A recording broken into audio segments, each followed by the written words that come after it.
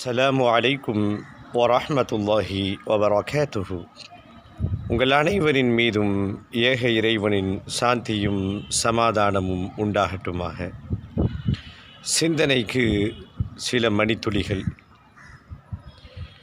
நம் எல்லோருடைய வாழ்க்கையிலும் இன்பமும் துன்பமும் கலந்த பல தருணங்கள் இருக்கும். ஒவ்வொருவரும் கடந்த காலத்தை அசை போடுவதற்கு ஸ்வீட் மெமரிஸ் என்று சொல்லப்படக்கூடிய சுகமான நினைவுகளும் இருக்கும். அழ வைக்கக்கூடிய கவலையான தருணங்களும் எல்லோருடைய வாழ்க்கையிலும் இருக்கும். எல்லோரும் கடந்த காலத்தை ஏதோ ஒரு நிலையில் யோசிக்கின்ற பொழுது சில தருணங்களை நினைத்து அழுவார்கள். நாம் அழுதிருப்போம். தாய், நம் பெயரை அன்போடு அழைக்கின்ற அந்த தாயை கடைசியாக புதைத்த அந்த தருணம் நினைத்தால் அழுது விடுவோம்.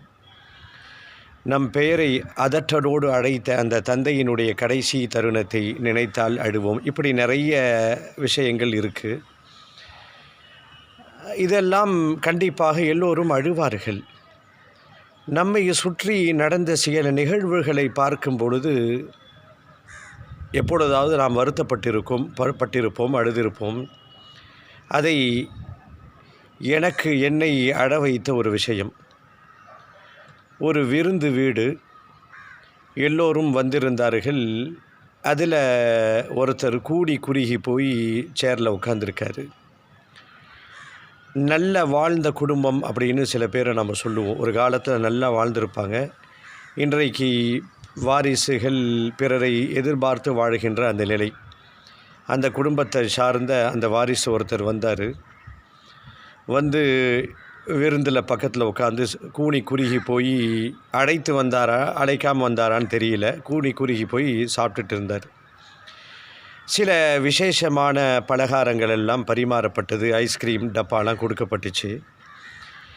கடைசியாக சாப்பிட்டு முடித்த உடனே அந்த கொடுக்கப்பட்ட அந்த ஐஸ்கிரீம் டப்பா சில பதார்த்தங்களை எல்லாம் எடுத்து ஒரு துண்டில் சுற்றிக்கிட்டு இருந்தார்.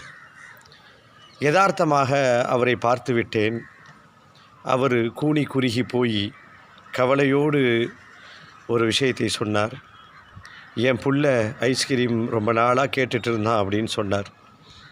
இன்றைக்கும் இந்த தருணத்தை நினைத்தால் நான் அழுது விடுவேன்.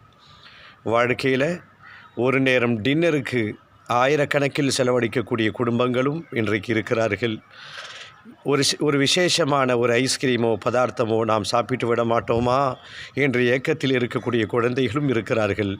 இதை நினைத்தால் இன்னும் என்ன அறியாமல் கண்கள் கலங்க ஆரம்பித்துவிடும். நம் எல்லோரையும் இரக்க குணமுள்ளவர்களாக அல்லாஹ் மாறுவதற்கு அல்லாஹ் அருள் புரிவானாக.